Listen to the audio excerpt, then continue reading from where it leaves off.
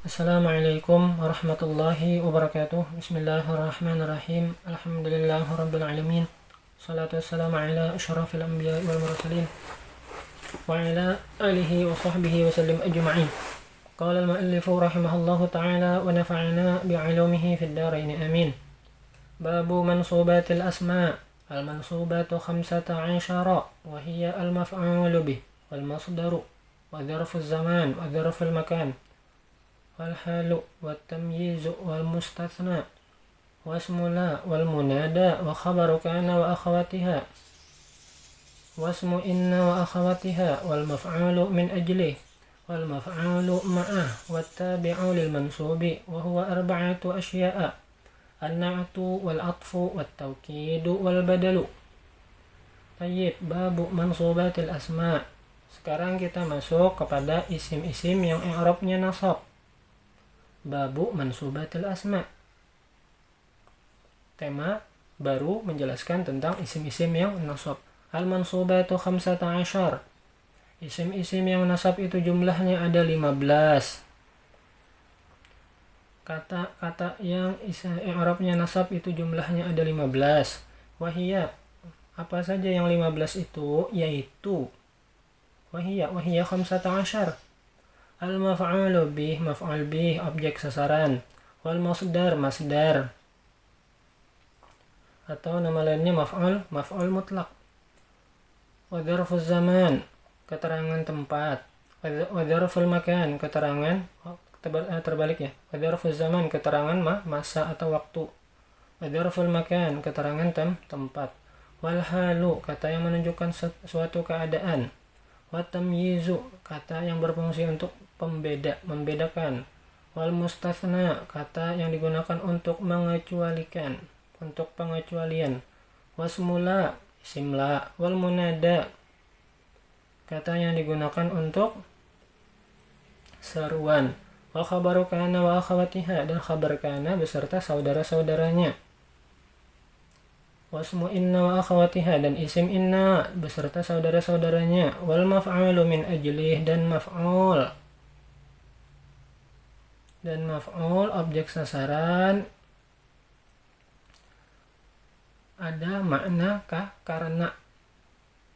Ada makna karena dia objek sasaran tapi ditambahkan ada makna karena.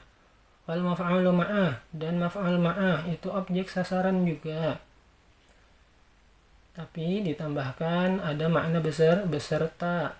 Itu yang membedakan antara maf'al bih, maf'al min ajlih, dan maf'al ma'ah.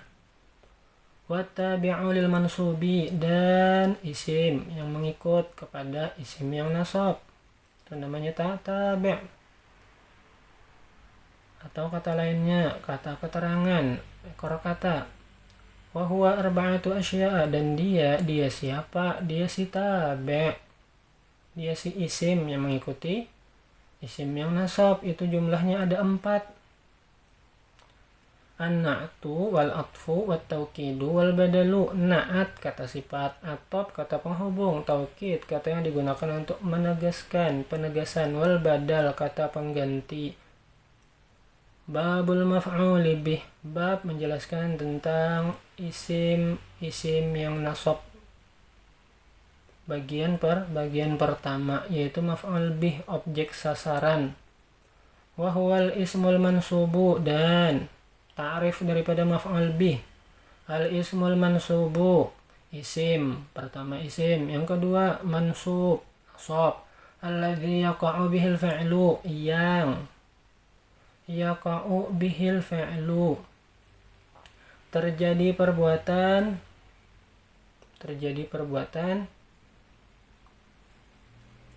dengan sebab itu maf'ul, dengan sebab itu isim mansub tadi, dengan sebab itu isim.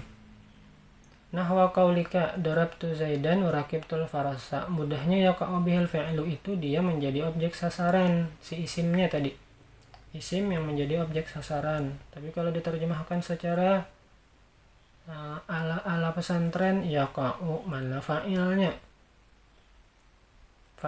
adalah fi'il bihi, terjadi itu perbuatan bihi dengan adanya isim. Hinya kembali kepada isim.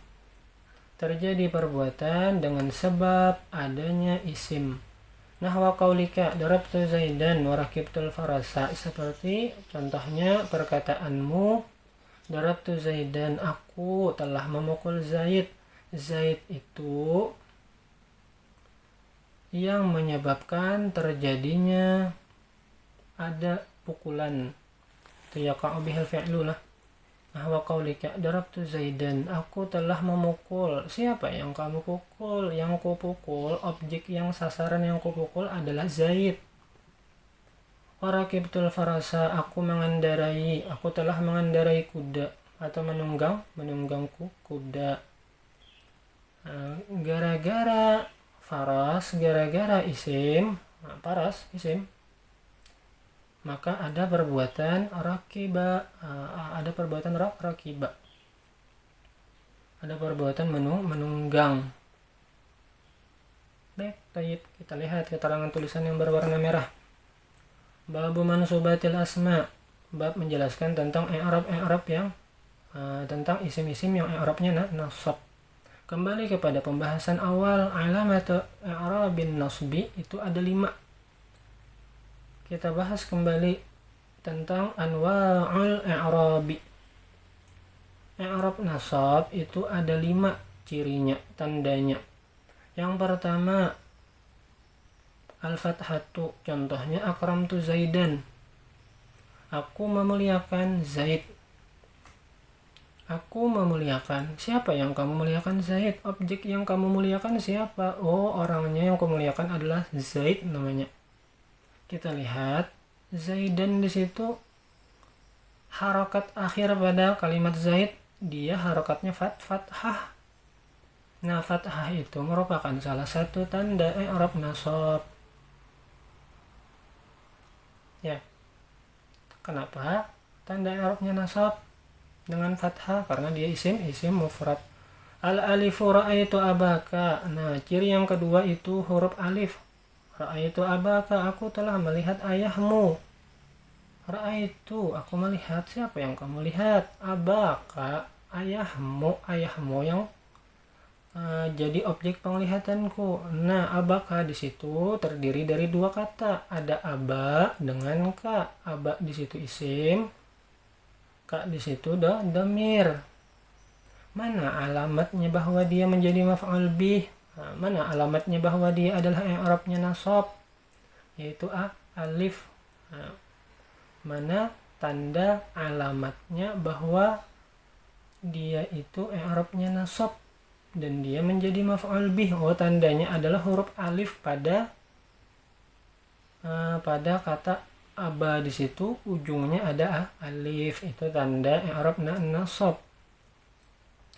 Yang ketiga, tanda alamat i'rab nasabnya al-kasratu, kasrah. Laqitul muslimati, aku telah bertemu sekelompok jamaah kaum muslimah, sekelompok perempuan muslimah.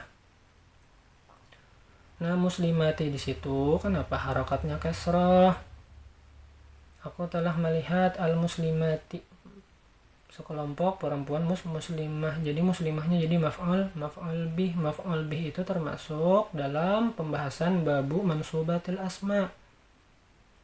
Berarti i'rabnya adalah nasab. Nasab, tanda nasabnya apa? Tanda nasabnya adalah kasrah. Kenapa ya kasrah tanda nasabnya?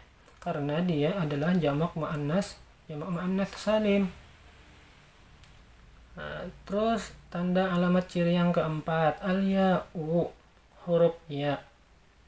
Contohnya akramtul muslimina atau akramtul muslimina atau akramtul muslimaini. Aku telah memuliakan kaum muslimin. Berarti al-muslimina di situ menjadi objek. Dalam bahasa Arab, objek itu namanya maf'ul bih. Sesuatu yang dijadikan sasaran yaitu maf'ul bih namanya. Nah, namanya maf'ul bih ini termasuk dalam babu mansubatil asma, i'rabnya nasab.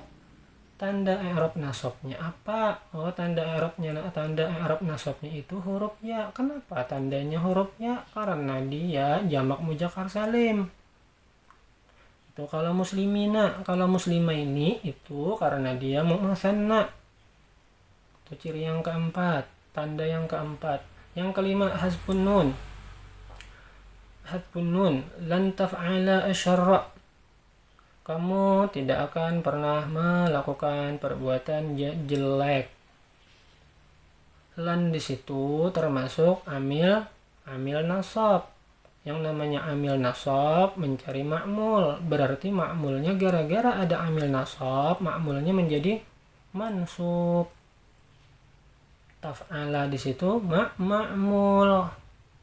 Dia nasab. Nah, salah satu tanda i'rab nasab untuk fi'il taf'ala yaitu hadfun nun, membuang huruf nun. Kenapa dibuang huruf nun? Karena dia min af'alil khamsah. Dibuang nunnya, dia i'rabnya nasab. Taf'ala mansubun wa alamatu nasbihi hadfun nun. Kenapa? Li'annahu min af'alil khamsah.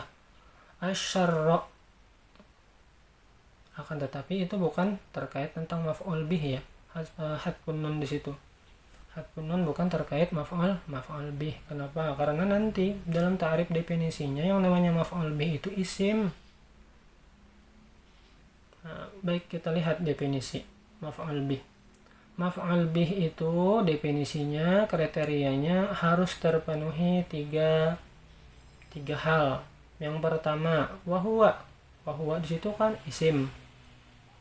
Yang pertama isim. Yang kedua mansub. Yang ketiga yaqa'u bihil fi'lu.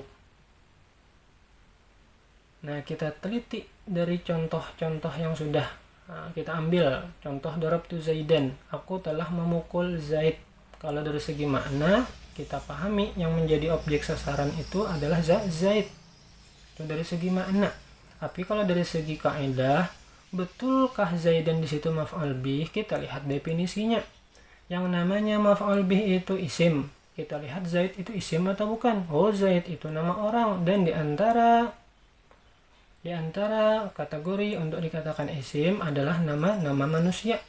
Itu termasuk kata isim. Nah, itu dilihat dari maknanya.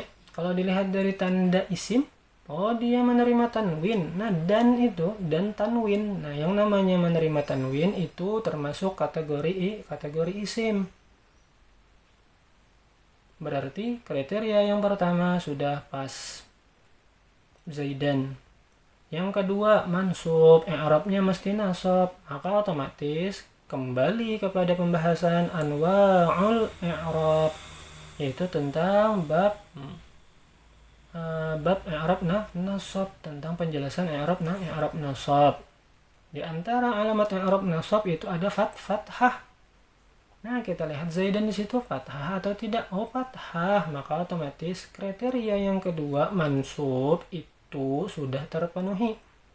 Dua kriteria untuk dikatakan maf'ul bih sudah terpenuhi. Kriteria yang ketiga yaitu yaqa'u bihil fi'lu. Dia menjadi objek sasaran. Kita lihat Zaid dari segi makna. Apakah dia menjadi objek sasaran atau dia yang sebagai pelaku, sebagai subjek? Oh, ternyata setelah teliti, oh ternyata dia menjadi objek sasaran. Dia yang menjadi sesuatu yang dipukul. Dia sesuatu menjadi, kalau contohnya Raqibtul Farosa, dia menjadi sesuatu yang ditunggangi, objek. Nah, berarti sudah terpenuhi 3 kriteria, maka bolehlah kita mengidentifikasi bahwa itu adalah maf'ul bih. Nah, beda lagi nanti maf'ul min ajli, maf'ul mutlaq, maf'ul ma'ah. Membedakannya caranya gimana? Lihat nanti definisinya. Semuanya semuanya tulisannya maf'ul, tapi nanti apa yang membedakannya? Lihat definisi itu nanti untuk di bab-bab selanjutnya. Baik, demikian.